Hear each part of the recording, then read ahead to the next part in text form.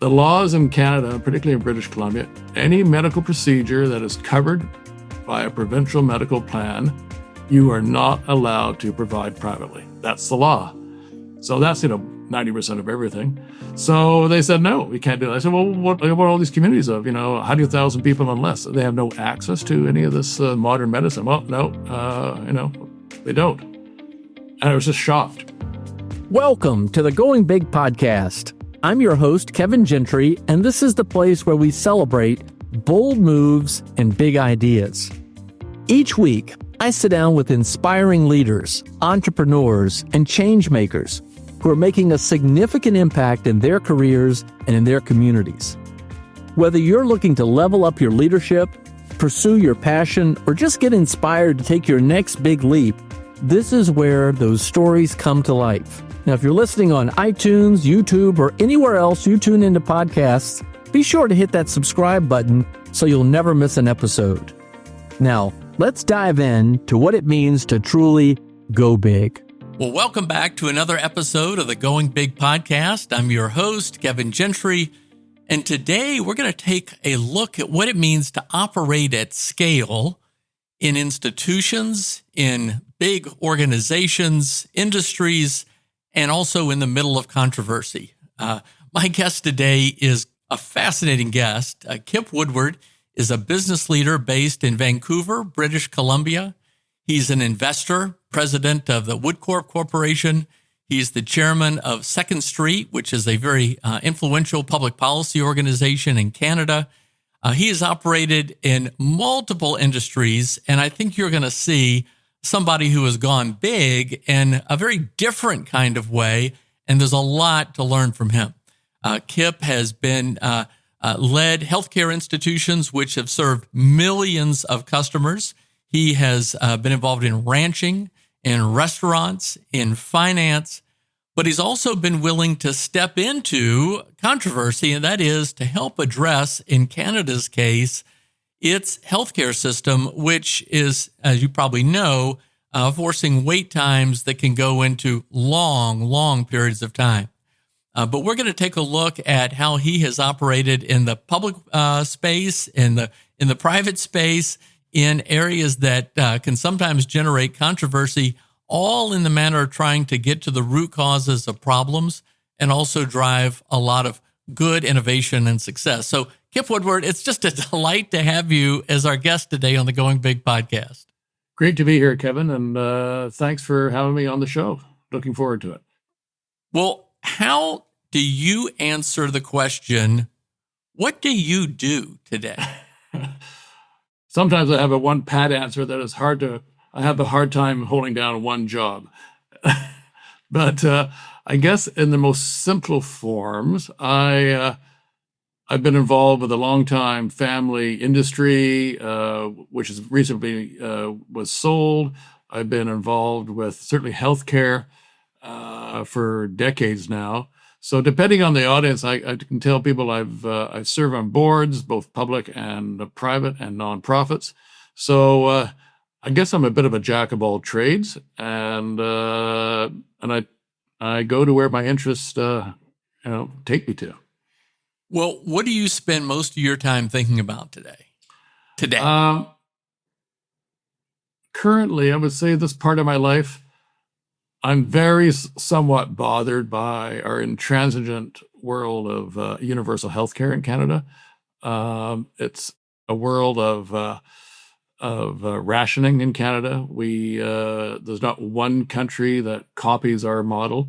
Some of the very best universal healthcare systems are in Europe and Australia, universally funded, but delivered by a range of organizations, be they nonprofits, be they private enterprise, be they church-based or faith-based religions. They all deliver care, and generally the government pays for it all in one form or another, or certainly allows third-party insurance to assist in those coverages. And in Canada, we don't enjoy that. We actually have a lockdown on access and a government-controlled monopoly run by politicians. We all know, doesn't matter what country we live in, when politicians want to run a monopoly, you have those inherent issues. Well, that was one of the main things that you and I engaged in conversation with Absolutely. when we met last November in Montreal. And it intrigued me sufficiently to say, this guy's got to be on the Going Big podcast. But it was like sort of peeling an onion. The more layers I dug into, the more intrigued I was by all of the different things that you've been involved in, many of which I'd like to touch on in this conversation today as well. But what would you say, is there a thread that connects all of these things you've done in your life? Or are we talking about a lot of just continual innovation and change and disruption? Is there a thread? No, I think the main thread, particularly with respect to the nonprofit world, is my interest takes me to where there's much better answers for what we're doing and how to do them. So I was never, even as a kid, I was never satisfied to accept anyone's particular answer. I was, I think, naturally curious, maybe a nuisance to some people. But as you learn and you dig into some subject matters, you sort of say, really, this is the answer on these complex problems. This is the best we can do. So I guess maybe because they were nonprofits, I didn't have my own financial risk involved in them. I really wanted to just help to find a better solution. And that's really, they're all common threads: healthcare, some education, conservation, any number of one of these things. We can all do a much better job on them. So again, it's a curiosity. When people say, no, you can't do that, to me, that was like a red flag to a bull. Awesome. All right. So I mean, frankly, your pursuit of excellence and your matched with your intellectual curiosity, again, is another element that really intrigued me. So we got a lot to dive into. I kind of want to go through your personal story and then bring it back to the here and now.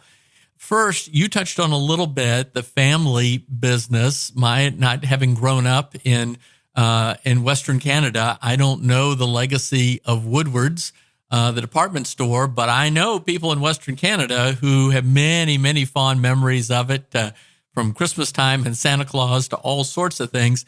That was a family business. Now, what was it that maybe attracted you, but also pushed you maybe to think about going in a different direction? Well, for sure. I was a fourth generation coming into the business. My great-grandfather founded it in 1892. He was middle-aged when he moved, when the railway was just completed across the country.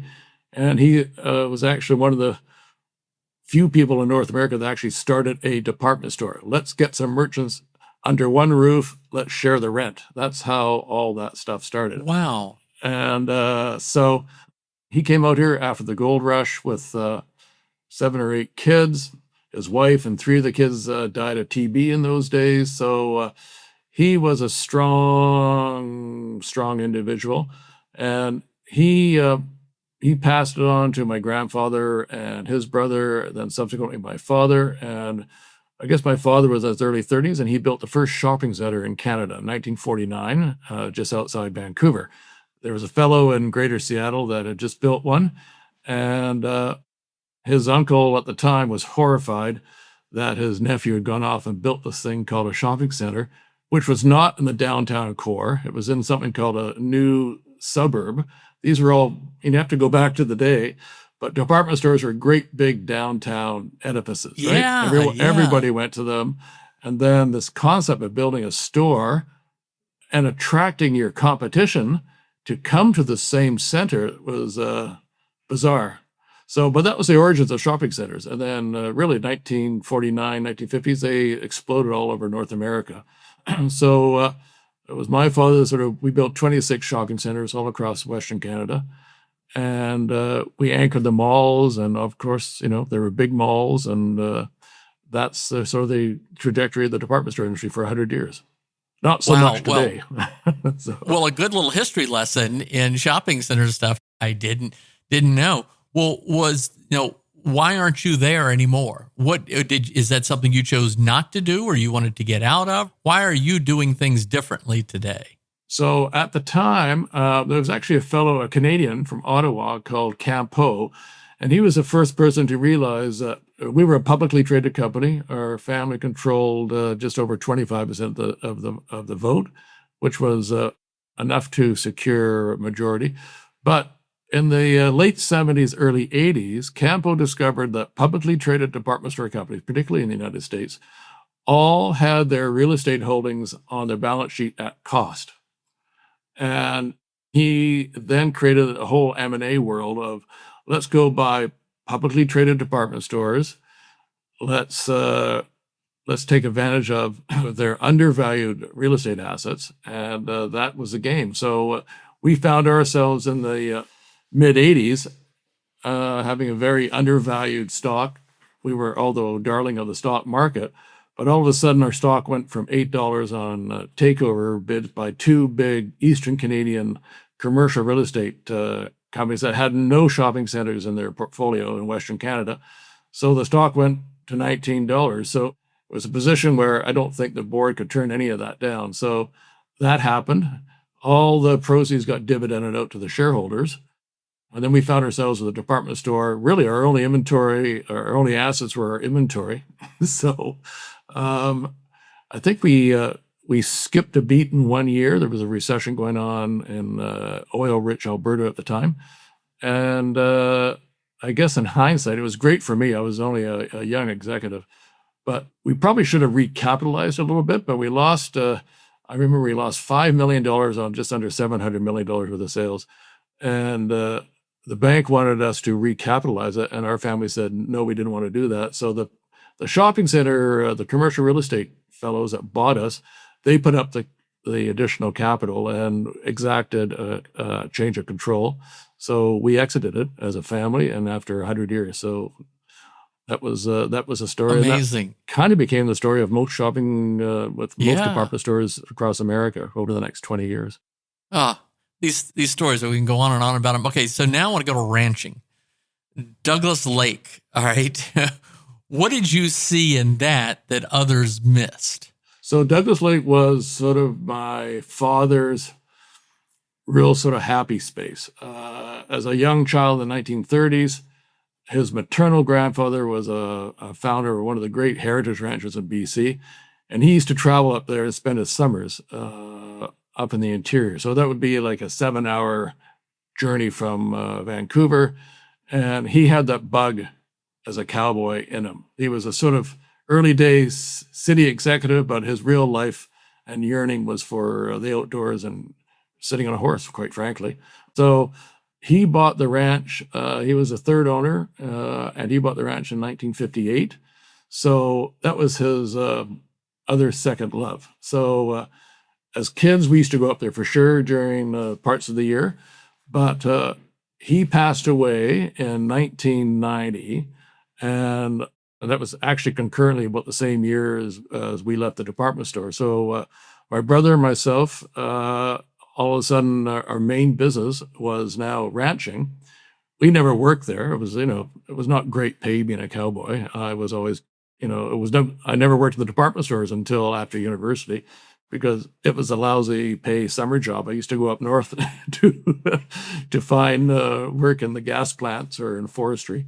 And so we had a task ahead of us. We had a real company. We didn't really know deeply involved in the cattle business at all, but we learned it quickly. We had terrific managers, and we went off and we had this enormous land base. And I guess my brother and I were somewhat entrepreneurial. We wanted to add values. So we did a number of different businesses. We had a number of lakes that we brought in, managed to grow like record rainbow trout, sort of the 6 to 8 pound range, which was a premium product we offered lots of people. Because we purchased so much inputs for the ranch, fencing material, for example, right? We would buy large loads of it and then distribute it to other ranchers. So, everything we were doing, we just created an ability to make a little bit of money all the way through. Well, you're obviously very entrepreneurial, and I don't know that comes easily to everyone. In fact, it's been argued that it's a pretty small segment who can sort of think in that way. But how do you spot value that other people don't see? I mean, can you even comment on that? Does that make sense? Is there something that you're seeing that others miss? Well, let me just add. So, first of all, with death and estate taxes, it's nothing more that makes you work harder to do. Right. So there's necessity. We may have inherited a ranch, but after, I should say, my father's, he had been married 3 times. So by the time we cleared up the all that stuff, we're left with a beautiful ranch for sure, but we still have some debt to pile through and clean up. So nothing gets you more focused than balancing up your fixing up your balance sheet. So, but why not start adding on to what you're already doing? So we had a very large cattle herd. So why not add another 500 head of cattle? They're not costing you more money. We have the rangeland, we have the infrastructure. So why not try to maximize? So there's low risk in those type of things, right? It's not as if you're starting from scratch.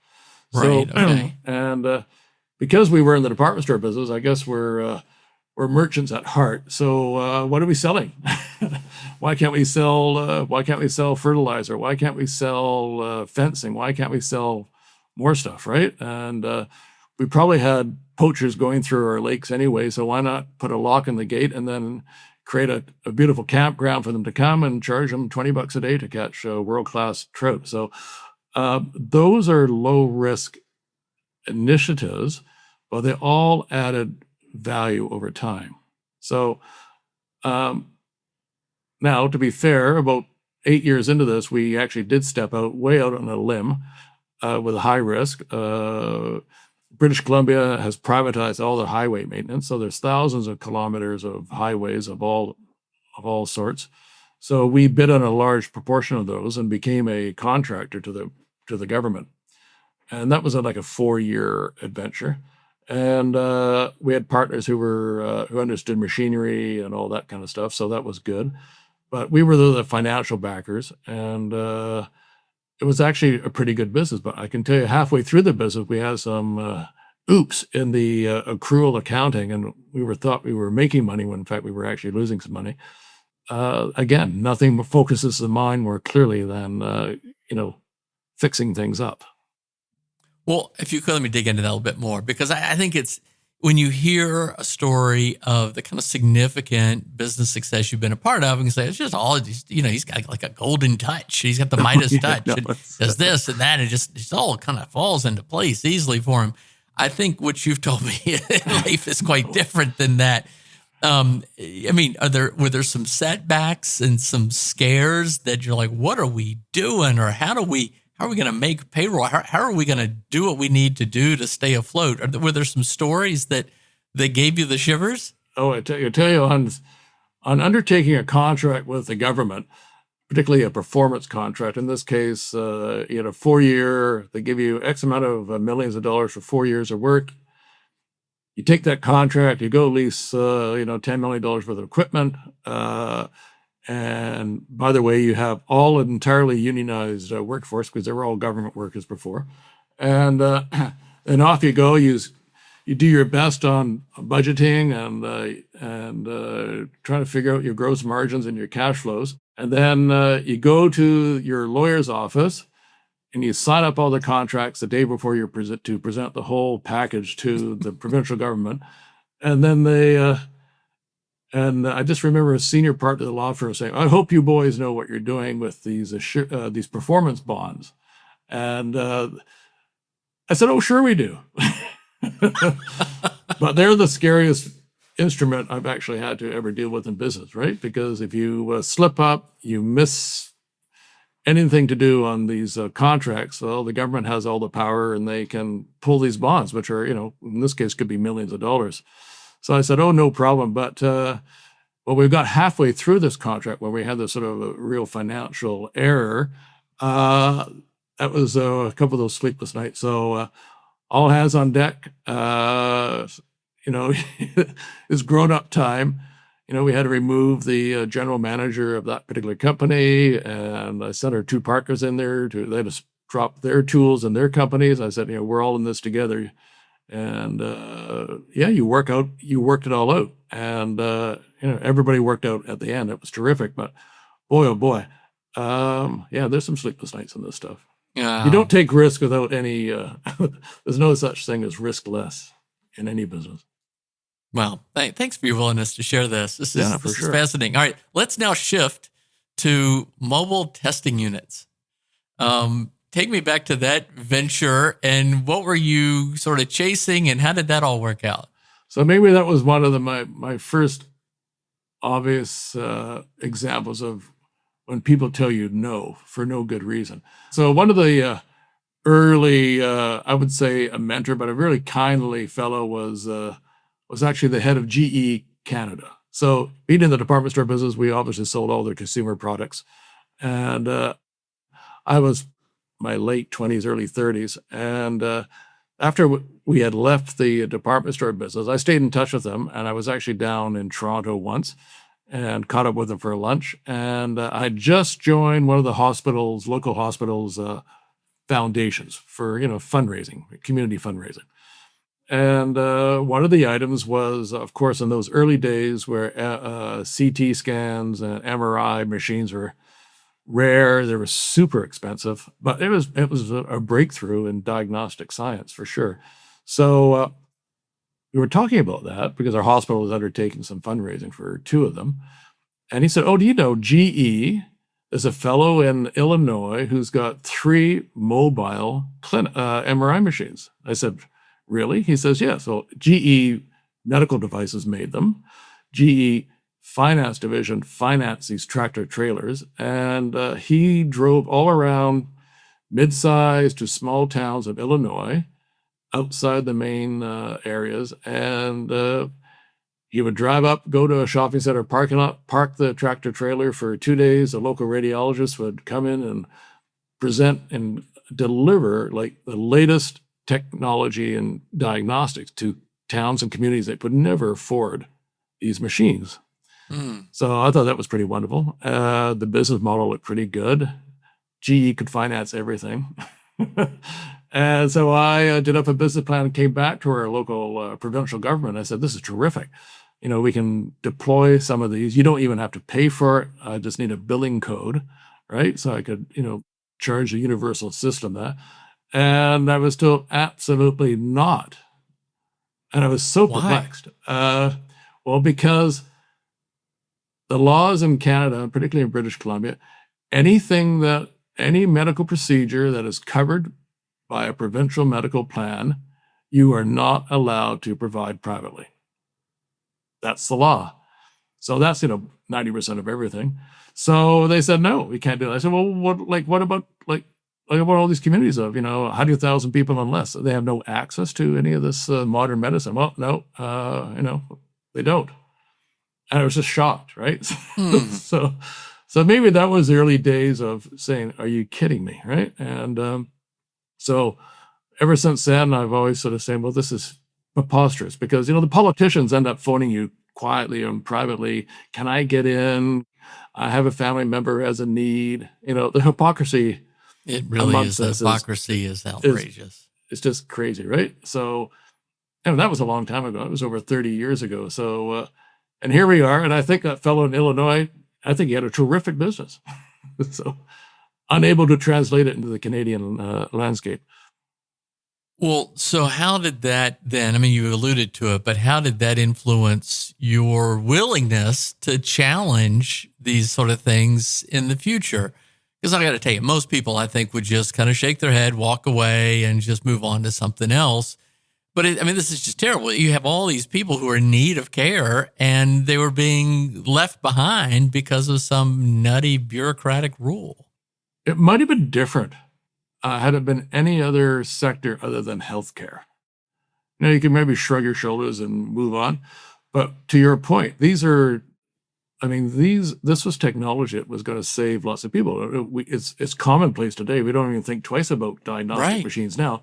But in the day, it was life-changing. So I just couldn't, I personally couldn't accept the fact that unless you lived beside a great big hospital in a great big city, you were going to get care and no one else had access to it. So particularly around a stupid law. I said, well, what do other countries do? What do other jurisdictions do? So they all had solutions except for us. And it was such a dogmatic, ideological stance to take. And, we're finally, after all these years and decades, chipping away at it now in Canada. Why does it so when you, even in the introduction, all right, we know that there are these wait times that are just insane. And I mean, everybody must look at the system and say, this is crazy. I mean, right now, when you and I are recording this conversation, we have this ridiculous meltdown in the United States related to air travel, which is just goofy, related to a funding decision by Congress. And I mean, it's maddening. People just look at the obvious. Where is all of this today? I mean, God bless you for being motivated enough to do something. Many business leaders shy away from taking a public stance. Kind of bring us into where you see this today. So where we see it today is that it's becoming, like, if you stay out of the extreme ideology. So in Canada, no, just back it all up. So Canada for, I don't know, 60 years, we've had this universal healthcare, right? So it's just hugely popular. Everyone says you get your healthcare free and it all works and it's all good. And for the most part, up until really about 8 or 9 years ago, it was actually pretty good. And even to this day, if you get very ill in Canada, it's terrific. You have world-class care. But it's all the elective surgery. It's all the high volume. The waitlist stuff is, your eyes, your joints, if you're really sick, not an issue, right? And all the politicians have always put a wedge issue into healthcare. So we have free healthcare. Look at what's going on in America. People can't afford it. Families go broke. Most people can't even buy it. And so this has been a long-standing political issue that politicians from both sides of the aisle, right wing or left wing or down the middle, view as something that's untouchable in Canadian psyche. Like, it's what makes Canadians Canadian. I go, oh, are you kidding me? If this is what's making Canadians Canadian, it's it's not very effective, right? So that was such a strong, no elections were ever talked about healthcare. It was the death knell for any politicians to even advance reform discussion. So it's really only been the last, I would say, 6 or 7 years, and a brave fellow called Dr. Brian Day, who's a very good friend of mine, built 25 years ago Canada's first freestanding surgical clinic. And long story short, we spent 7 years in court fighting for their right to deliver care when government can't provide it in a safe and timely manner. That's really the whole issue. And the Supreme Court didn't choose in Ottawa, the highest court of the land. We went through the lower courts, and then the higher courts chose not to even hear it, basically saying, it's too complicated. This is a political issue, should be decided by politicians. So that really led me to the organization that you and I met at, 2nd Street. If the courts aren't going to hear a challenge, then the only way to get the message out is to get stories out, get the media out, design a methodology and a strategy that will pick up eyeballs, be it mainstream media, be it social media, about, let's just show Canada, not what America does, right? Let's show what other great, high-functioning, universally funded systems do, which deliver better outcomes at lower costs. So there's lots of examples. So that narrative is now bubbling through discourse. We actually have some political parties actually pointing fingers now to Europe. Let's be more like Denmark or Sweden or so. And that's been quite deliberate by the work that Troy and others have been doing. It's a long game, though. It is a long game. So more here I want to unpack. So our mutual friend, Troy Lanigan, who founded 2nd Street, he's I guess I would call him an organizational entrepreneur. He's led many different important public policy efforts in Canada, and just think the world of the guy. And by the way, he holds you in high regard as a board member because he says you're just the perfect board member in terms of supporting the sort of vision and that the leadership is casting and just helping them do their job. But 2nd Street, my understanding is that's the most commonly named street in Canada is 2nd Street. So the idea of sort of storytelling as a way for people to understand these things that get complex. So let me bring this back to the healthcare issue. You've led massive healthcare institutions.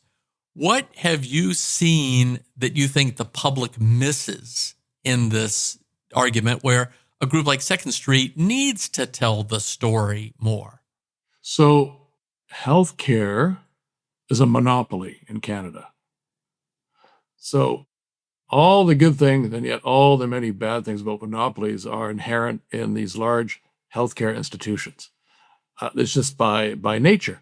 So I guess growing up, working my formative early years in department stores, funny enough, there we had 400 or 500 employees in each department store. They were big centers of employment. Lots of departments, everywhere from the loading docks to payroll to, they were like a military. The stores had to be trimmed, ready to open at 9 a.m. in the morning, right?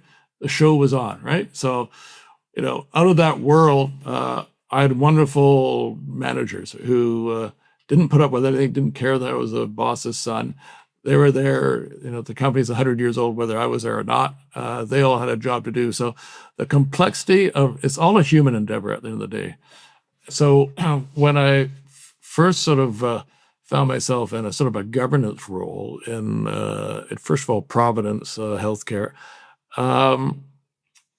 there's like 10,000 employees, right, under one, and you'd think of medicine and hospitals, and in Canada, it's not only in hospitals, it's long-term care, it's academic teaching, it's the whole gamut of healthcare under one big umbrella.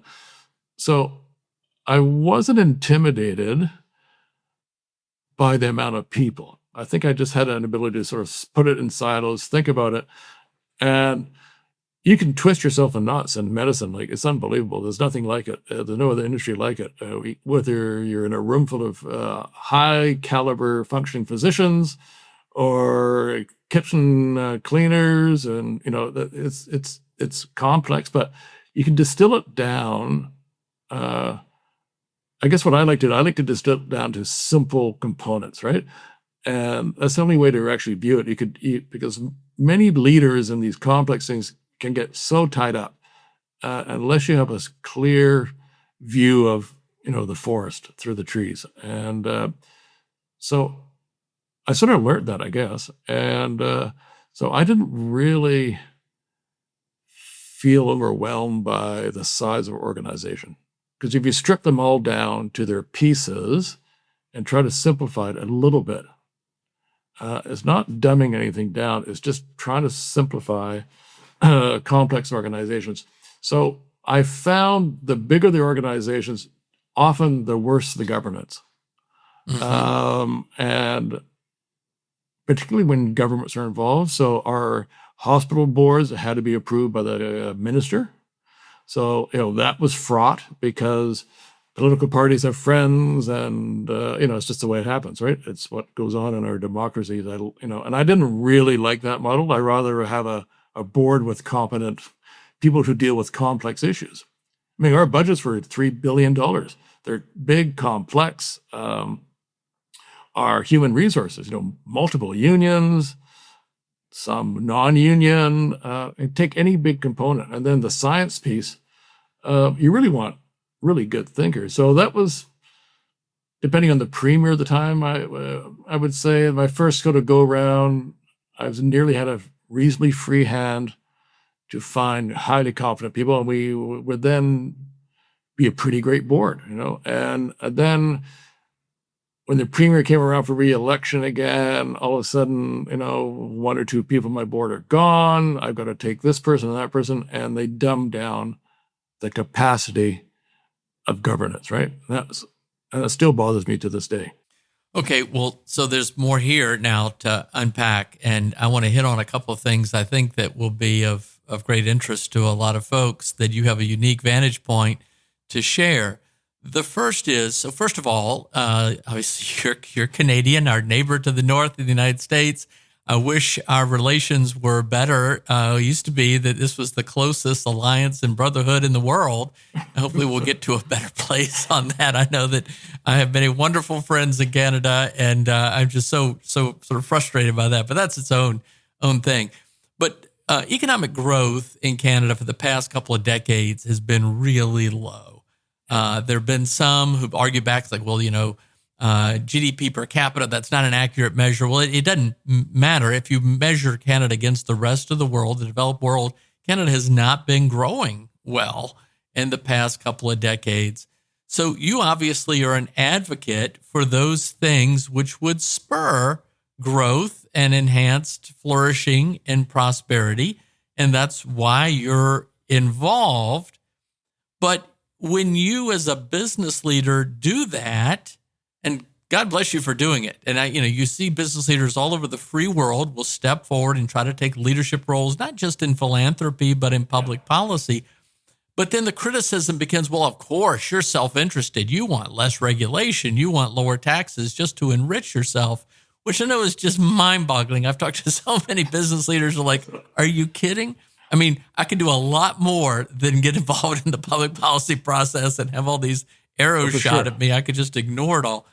Comment on that if you would, because I want you to be both an encouragement to business leaders who are listening, and I also want you to be kind of an illumination to people who don't understand this, to understand sort of what's at stake and what often happens. I think there has to be for sure, everyone first, you want to, I think you want to, in your own business life, you want to do the work that's required to make yourself self-confident enough, and where your financial risks of your life aren't front and center every day you wake up, right? So if you can do that, and that doesn't mean you have to be a super millionaire. You just have to be comfortable in what your own likes are. Once you can do that, you can actually turn your attention to the things that drive you without the worry.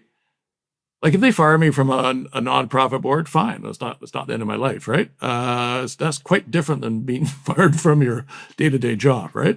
So I think you have to find a comfort level where you're prepared to go out and do, because it's heavy lifting, some of this public policy stuff, and you have to be able to enter the room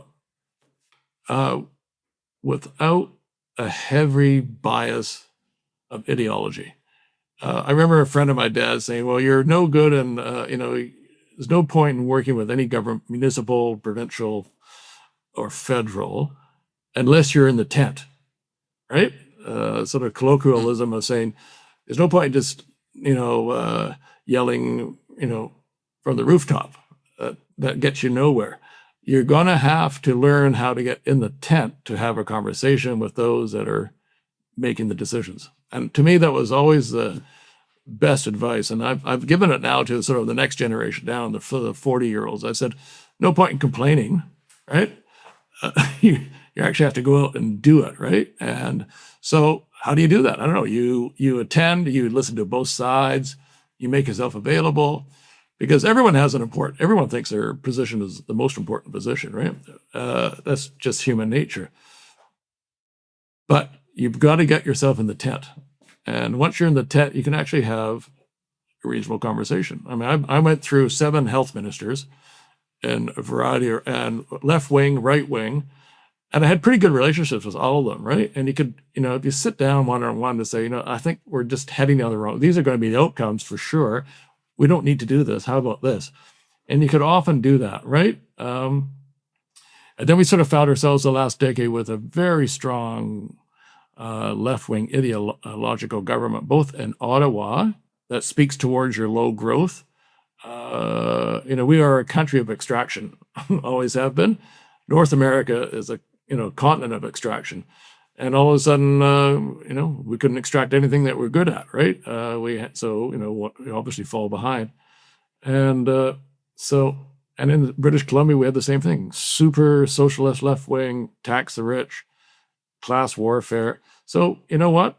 People sit on their hands, they don't invest, the economy sputters along, they spend more money, bigger deficits, and healthcare. It consumes pretty well 50% of our provincial budget every year. And of course, like America, the demographics are all going the wrong direction. So you have to have innovation. You got to be open because we're not going to afford what we got. So I just go say that. Well, your belief in innovation is the inspiring element of it, but boy, now you're depressing me. All right, so let me go back actually a little bit more on the nurture versus nature argument. You mentioned the advice now that you give to others. How did you learn some of these things? Did you have some particular mentors? I mean, you mentioned your family. Or do you have this sort of entrepreneurial gene in your bloodstream that helps you think through these things? Well, I don't think there's any mentor specifically, right? I think mentoring is a whole bunch of small episodes that you collect along your earlier stages of your life, for sure, right? So I guess in school, I don't think many of us ever had more than one, maybe two teachers that you would reflect back on who made a difference in your life, right? It's not a whole bunch of teachers. It's one or two, right? And usually one. And so, and you don't really reflect on that till later in life. You look back and say, oh, that really made it. So the same thing in business, whatever you do, you start off and, whether I was working on a loading dock, whether I'm talking to a cowboy who has a perspective on life, like you just pick up snippets and either you retain those snippets and think, oh, that's kind of interesting. Or so I think those are my kind of mentors. They could be a whole range of people from society and nothing in specific.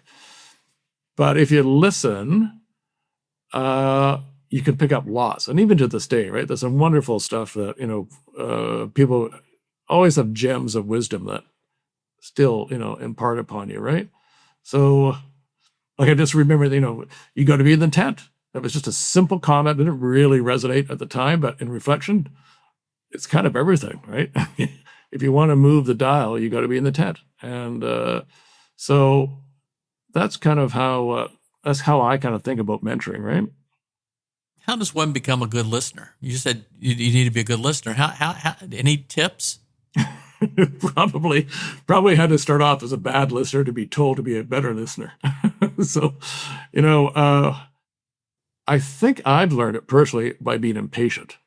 I would think I could be described as that in my earlier life, wanting to get sooner, quicker. And then you kind of learn that sometimes that never really got you to where you wanted to go. So why not sit and listen some more? And I think, people may have whispered in my ear somewhere along in my 20s or early 30s, just listen a little bit more. And there's a reason they had to say that. Because clearly I wasn't listening, right? Or is too quick to react or whatever, right? So I think it's a learned trait. I don't think you start off like that when you're a kid. Because I think by being impatient is kind of not all bad. Impatience kind of takes you to places you would probably not comfortably go to quickly, right? So, well, how do you balance impatience with risk taking? I mean, obviously you've talked about many times you have to take on risk, but you have to assess the consequences of that risk. You family, you can't just be thrown out completely. No. How do you balance impatience with risk taking? Oh, that's a really good question. That's so at the end of the day, on the risk piece, whatever it is that you're going to be doing, undertaking, always engages. There's always people on the other side, right? And I think over time, so often it's not the business deal itself. It's really who you're doing it with, right? Like universities and business school, they give you case studies and 2 + 2 = 4. And if you did this and you did that, this is the way the business should work out. It never works like that. This never works like that. In fact, I wanted to go back to university and tell them that none of that works. It's really about what's your relationship with the person across the table with you. Can you trust them? Basically stuff like that. So that's on the risk side. And I think it's just a growing older piece, right? As you see more people, see more situations, you size up differently at 40 than you did at 30, definitely more than you did at 20, right? Because you really don't know anything. And even to this day, do I still get surprised by behavior? I think I've seen quite a lot of it And I actually still do get the odd surprise. So, it's just a piece of human nature, I think. But but I don't think having impatience muddies the water of risk, because that's, at the end of the day, my own personal valuation of risk is really about the people piece at the end of the day, right? Thank you. Well, I just interviewed Arthur Brooks, who makes the point that our brains change as we get older, and we just go through these different phases of life, and that's why we tend to be better teachers and coaches later in life. And you alluded to some of that, but you maintain, it seems to me, a good attitude and a really strong intellectual curiosity. What excites you today? You're an investor. We didn't even touch on agriculture. Your substantial other investments there. You're in the restaurant business. What excites you today? And also, what excites you about the future? My most exciting thing now is watching. So I've got two sons. They're in their mid-40s. I get more excited about what that generation is working on, what their friendship circles are working on, the energy they bring to work. People used to say, people of our age, that we had the best. I don't think we had the best. We certainly had it not bad. Our parents came out of the war. We certainly have come from a generation of, just huge, economic expansion around the world. But I think our kids are like sitting on the cusp of something even another. So it's exciting being around their positive energy, right? So, for example, I've been in the greenhouse business large scale greenhouse business for 35 years, and to me, that's always been an exciting world. It's a world of science, a world of food security. It's a world of complex operations. These large greenhouses are really complex factories to operate. But the most exciting thing is about the people that actually are doing it, right? The engineers, the growers. I come at it from being on the board and being an investor in it. But the people that work in that sector are just like, it's exciting to be in the room with them, right? They're creative, they're pushing boundaries.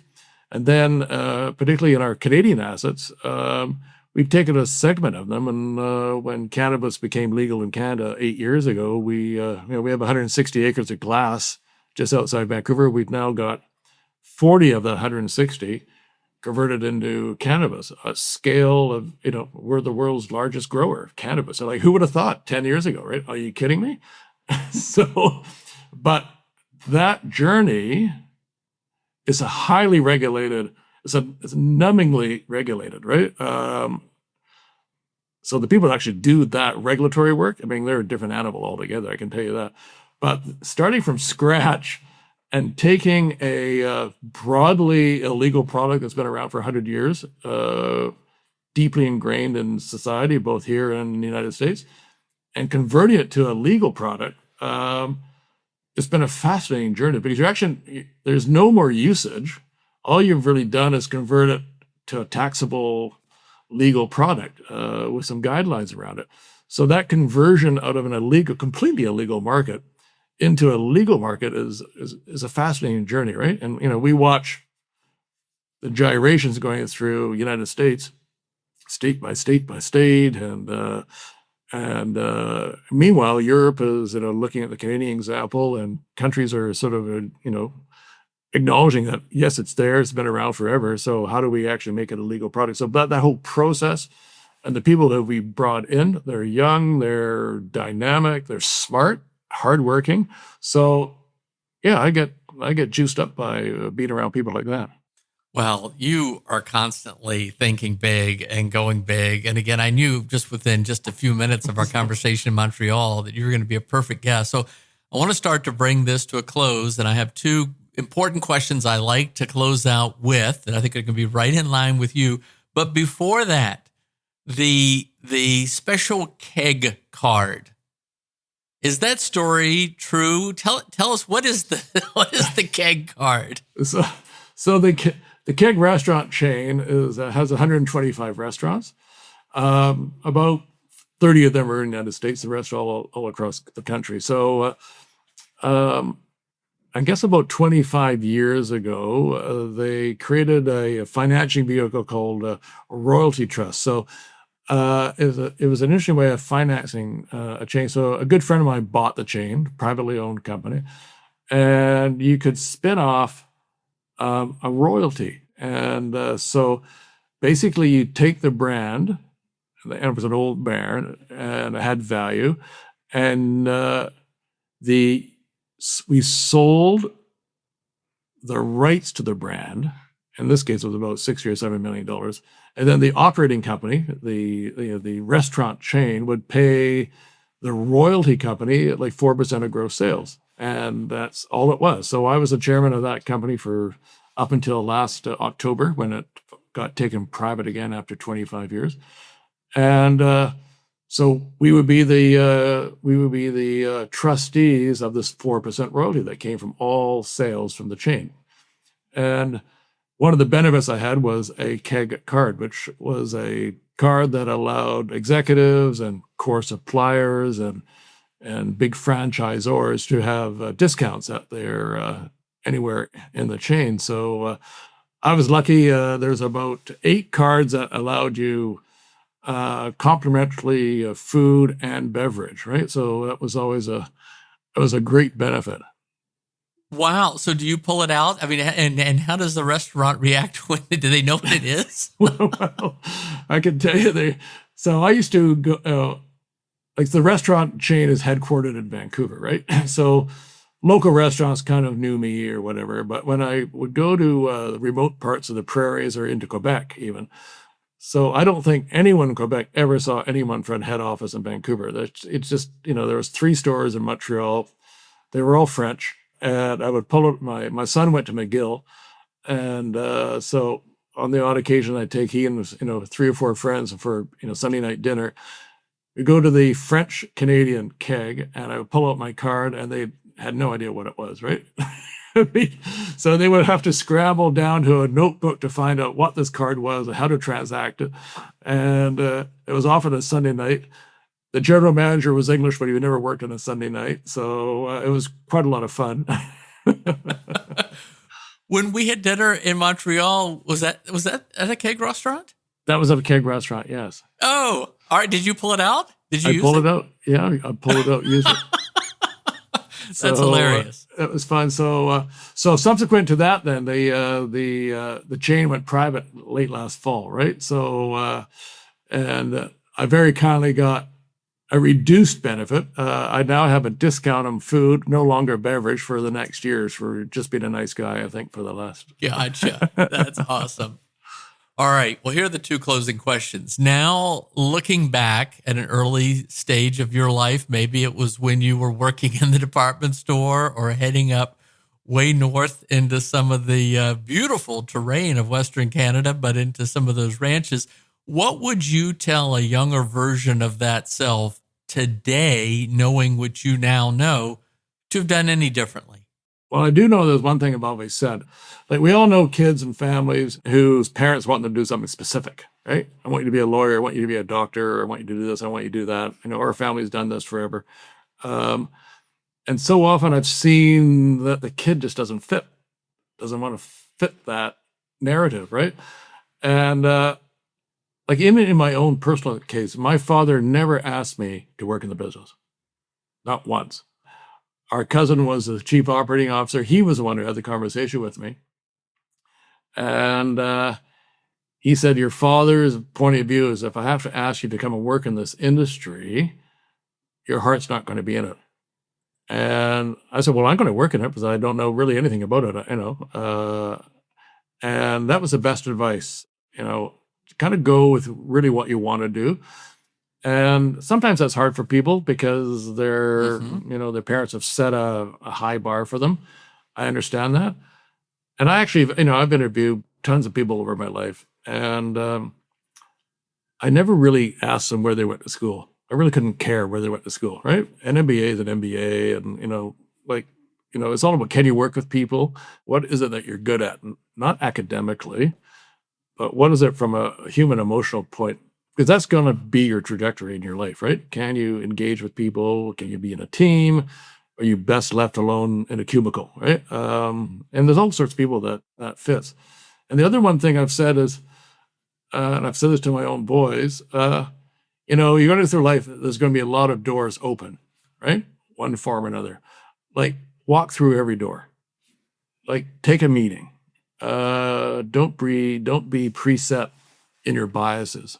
And maybe that's kind of what I reflect upon, because I probably wouldn't have got involved in healthcare unless I had this kind of weird situation where I was told no, I couldn't have a mobile MRI. Like, I probably wouldn't have met Dr. Brian Day had I not been through a completely unrelated issue.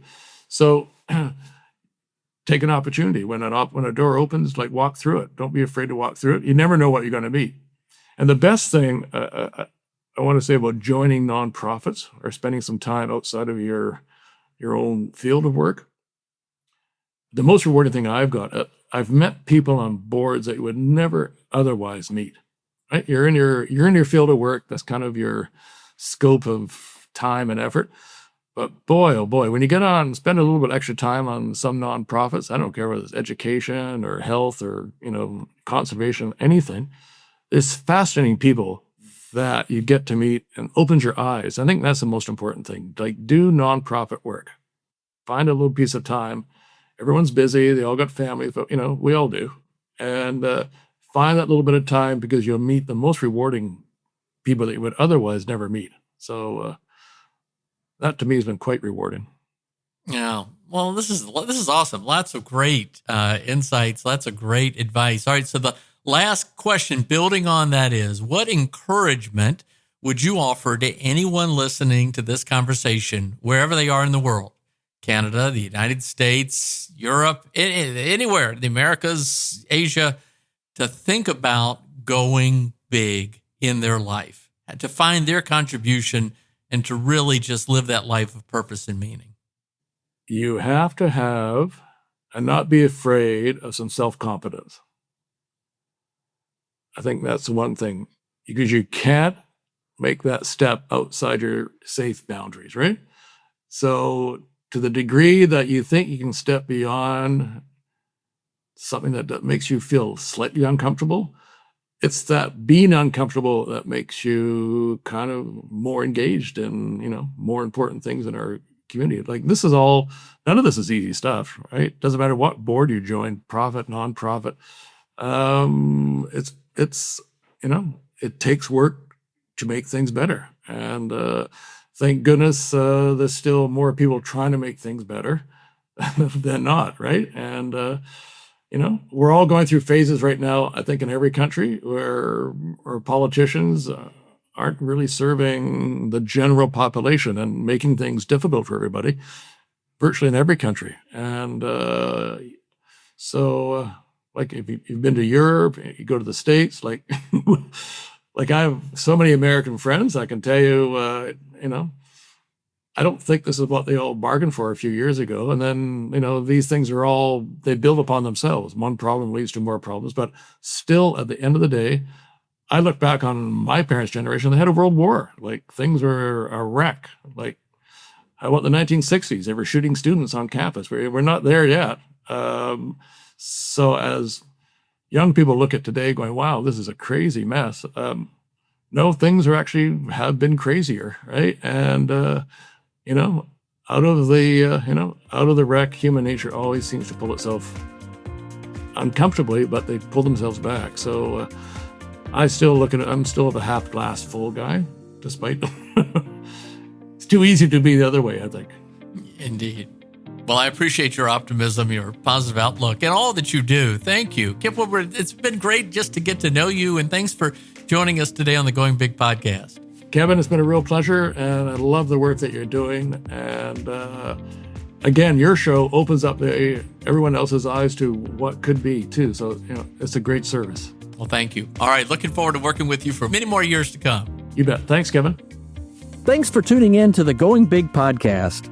I hope today's conversation left you feeling energized and ready to tackle your biggest goals. Don't forget to subscribe and leave us a review on iTunes, YouTube, or wherever you listen to podcasts. It really helps spread the word, and it gets these inspiring stories out to more people. You can also find more content, resources, and updates at our website, goingbigpodcast.com. Remember, the only limits are the ones you don't challenge, the limits that you impose on yourself. Keep pushing, keep growing, and above all, keep going big. See you next time on the Going Big Podcast.